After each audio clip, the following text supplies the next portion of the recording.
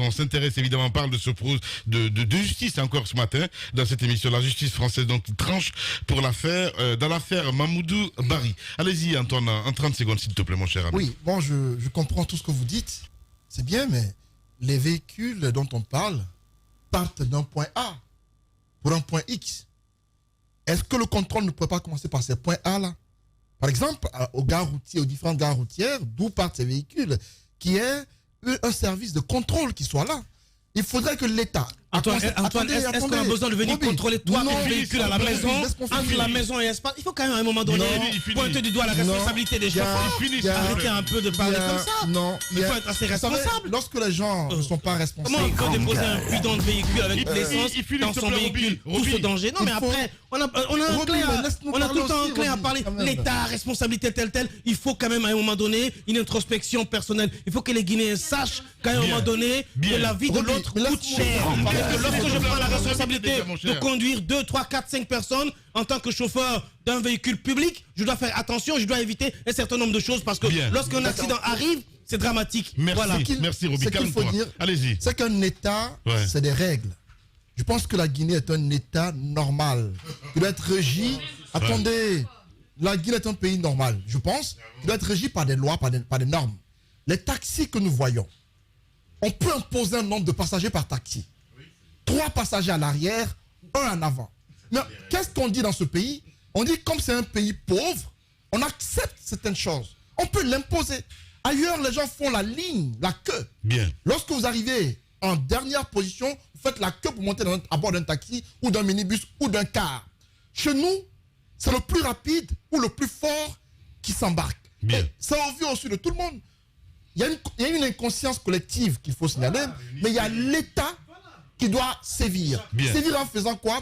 En prenant des mesures. On impose un nombre de passagers par véhicule. Les Magbala qui vont acheter un véhicule à l'étranger qui les envoient, ils enlèvent les fauteuils à l'intérieur pour mettre des bancs.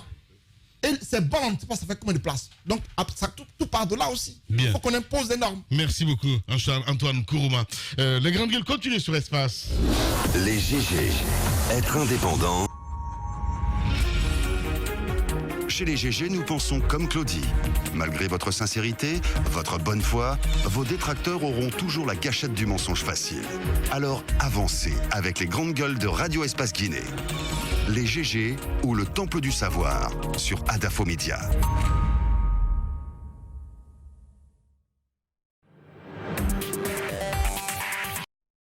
Donner la parole à ceux qu'on n'entend pas, c'est ce qu'on essaie de faire à travers cette émission. Mohamed Mara, nous partons donc en France, d'où nous attend donc la veuve de docteur Mamoudou Bollaro Bari, justement. Vous allez nous planter le décor. Oui, docteur Mamoudou Bollaro Bari, vous vous souvenez de lui, il y a 3 ans, exactement le 19 juillet 2019, si je ne m'abuse, je crois qu'on était en soir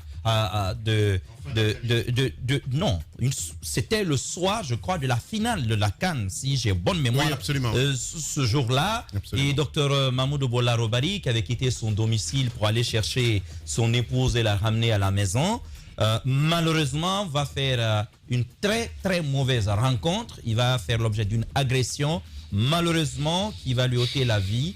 Très jeune, brillant cadre, je pense, l'un des tout rares experts, en tout cas docteur, sur les questions minières. Il avait une très belle, un très bel avenir qui était ouvert devant lui. Malheureusement, il a été fauché à la fleur de l'âge. Alors, le verdict est tombé finalement parce qu'il y a eu 3 jours de procès la semaine dernière, mercredi, jeudi et vendredi. Et finalement, vendredi, l'auteur Damien Actas a été condamné à 9 ans d'emprisonnement. Nous avons sa veuve, Madame Fatoumata Diarraï, au bout du fil, qui va nous expliquer, parce qu'il y avait quand même des questions qui ont été posées, et le monsieur n'a écopé que de 9 ans sur les 20 années attendues. Mais attention, n'oublions pas que c'est quelqu'un qui souffrait probablement d'un déficit mental. Donc, il y a eu des questions d'atténuation de responsabilité qui ont été posées sur son cas, mais ce qu'il faut quand même retenir, c'est que le caractère de l'acte raciste a été retenu. Ce qui, malgré son état de santé, a été quand même lui a valu 9 années d'emprisonnement. Je crois que nous avons Madame Barry au bout la du fil. circonstance aggravante de racisme a été retenue. Absolument. D'accord. Nous partons en France. Les grandes gueules. Bonjour madame. Oui, bonjour. Voilà, bienvenue sur Radio Espace dans les GG. Allez-y, Mohamed. Madame Barry, pendant 3 années, vous n'avez pas baissé les bras. Vous vous êtes beaucoup battu avec des associations à la fois françaises, mais aussi des associations africaines, guinéennes. Finalement, la ville de Rouen, où vous habitez, a même rendu hommage à votre feu mari en lui attribuant le nom d'une place. Et aujourd'hui, ce week-end passé, après le verdict de ce procès, quel est votre sentiment? Comment vous sentez-vous après l'annonce de ce verdict? Merci de m'avoir donné l'opportunité de m'exprimer à travers votre émission. Oui, comme vous venez de le rappeler, le verdict était tombé la semaine dernière, le vendredi passé, le vendredi 16 septembre. C'est très dur de moi-même d'identifier mon état d'âme. C'est quelque chose que je n'arrive toujours pas à comprendre, même après ce procès, même après cette condamnation. C'est encore très, très difficile, très, très dur pour moi. Comme je l'ai toujours dit, je le réitère, cette condamnation ne ramènera pas mon mari. Donc, la douleur ne change pas.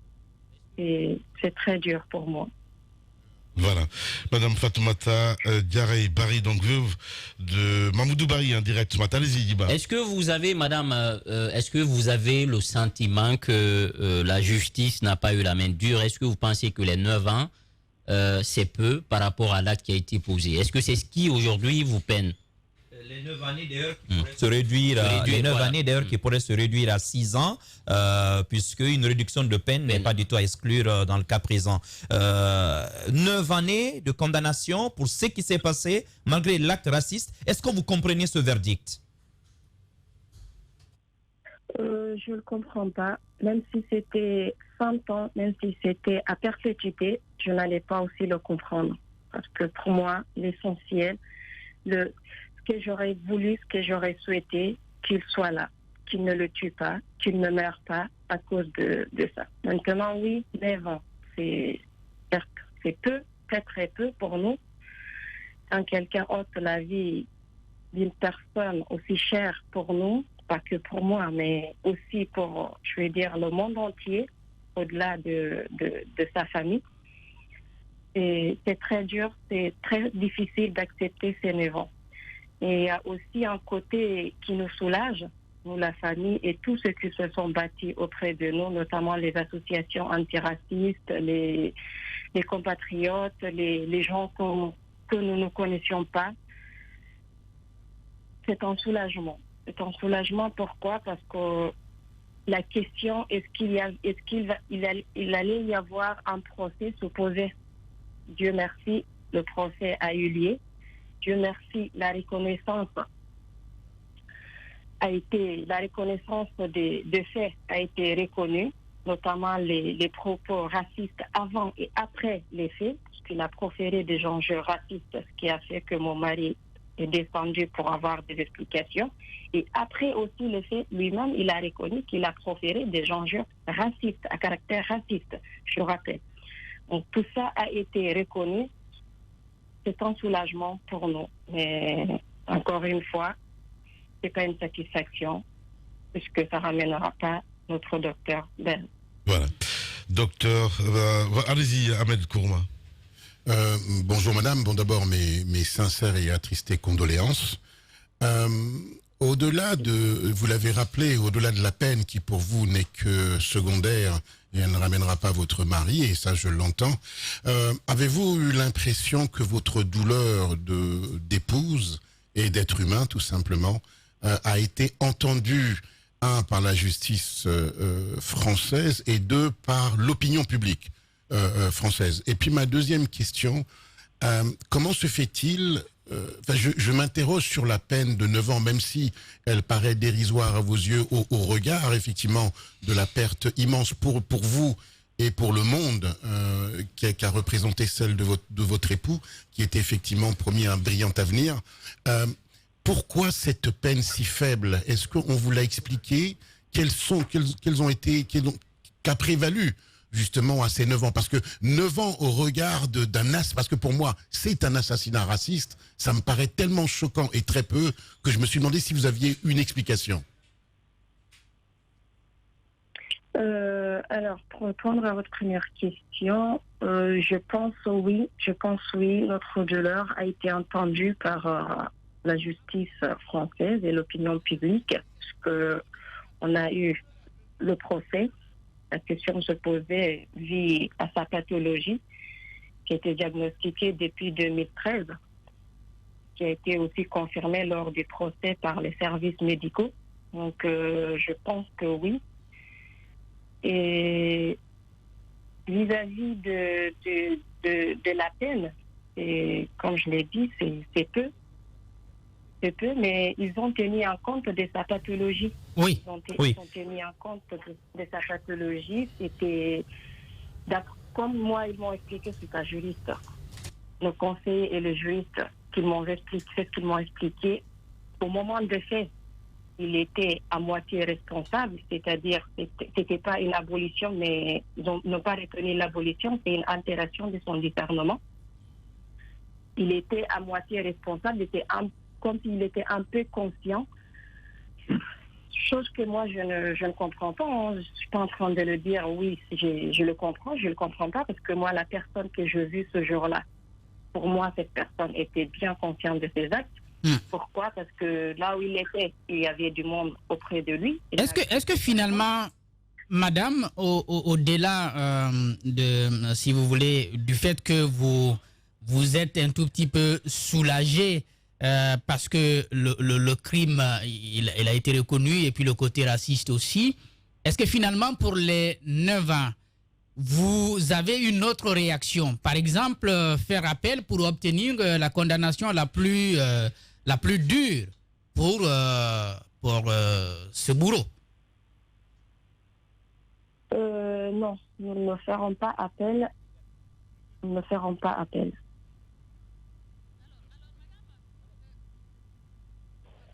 C'est très difficile de le dire, mais non, nous ne ferons pas. Alors, Madame Barry, si vous permettez peut-être cette dernière question. Votre mari, c'est vrai que c'est une belle âme qu'on a perdue. J'ai l'habitude d'écouter ce monsieur. C'est dommage qu'il parte ainsi, fauché à la fleur de l'âge, dans une question de racisme. C'est une personne qui, à mon avis, ne devrait pas être oubliée après un procès, parce que je me dis que ce procès ne devrait pas être la fin de l'histoire. Qu'est-ce que vous allez faire pour perpétuer sa mémoire, le combat qu'il a mené? C'est un intellectuel que le monde entier, vous l'avez dit, a perdu, particulièrement la Guinée. Qu'est-ce qui va être, quelle action vous comptez mener pour ne pas que votre mari puisse être dans les oubliettes? Merci d'avoir posé cette question qui est très très importante pour moi, pour ma famille, pour tous les proches de mon mari. Mon mari ne mérite pas d'être oublié. Voilà pourquoi je compte sur l'État guinéen de rendre un hommage national à mon mari, qu'il ne soit jamais oublié, que sa mémoire soit perpétuée.